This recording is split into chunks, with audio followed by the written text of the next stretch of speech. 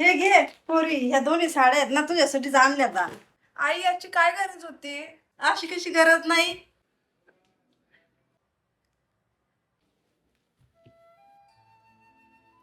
आई बहिणीला काय झालं? त्या तर रक्षाबंधनला गेल्या होत्या ना, त्यांना साड्या बिड्या मिळाल्या की नाही? काय माहित. सुनबाई, काय आई? सुनबाई बघ, तुझ्या नंदेसाठी 2 साड्या आणल्यात. कशा आहेत?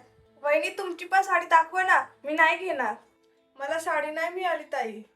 का तुझ्या भावाने साडी नाही घेतली? काय हरकत नाही सुनबाई, बहिणीवर खर्च नशिबवान भाऊच करतो. जाऊ दे, तुझ्याकडे काय साड्यांची कमी आहे का? आई गोष्ट साडी ना मिळण्याची नाहीये, पण रक्षाबंधनला भाऊ गिफ्ट देतो ना, साडीसाठी दादा हो म्हणत होता ताई. पण वहिनी म्हणाल्या की तुम्ही आत्ताच उन्हाळ्याच्या सुट्टीत येऊन गेला, सारखे सारखे येतात तर आम्ही तुमच्यासाठी एवढ्या साड्या कुठून आणू? असे तुम्हाला तर साड्या देत बसलो तर आम्ही भिकारी होऊन जातो. वहिनी तुमचा भाऊ पण कसला आहे ना, एकदम बायकोचा बहीण. ताई माझा दादा खूप चांगला आहे. तो बोलत नाही होता माझी बहीण वर्षातून 2-3दा तर येते, तिचा तो हक्क आहे. पण वहिनी म्हणाल्या की सगळं काय बहिणीवरच लुटून देतात का? वर्षातून तर 2-3 वेळा तोंड उचलून येते. दादा म्हणाला होता की तिला रिकाम्या हाताने पाठवू नकोस.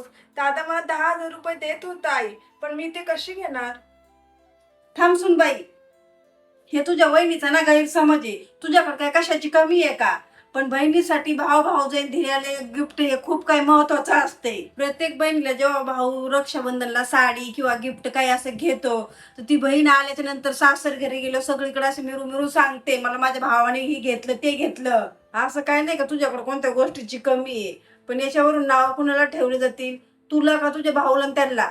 भाऊ बहिणीचं. बरोबर आहे सुनबाई, बहीण किती मोठ्या घरात असली, भावापेक्षा मोठ्या श्रीमंत घरात असली तरी भाव बहिणीला भरभरून करतो. बघ सुनबाई, श्रीमंत बहिणीला द्यायची काही गरज नसते, पण भाव बहिणीचं नातं गरिबी आणि श्रीमंतीचं नसते.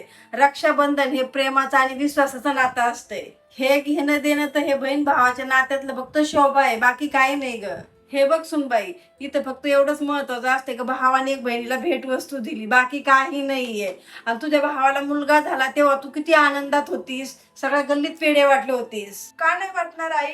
मी आत्या झाले होते आणि माझ्या बहिणी आई झाल्या होत्या, एवढी आनंदाची बातमी होती. सुनबाई, मला तुला हेच सांगायचं, जेव्हा भावाला मूल होतं ना तेव्हा सगळ्यात जास्त आनंद आत्यालाच होतो.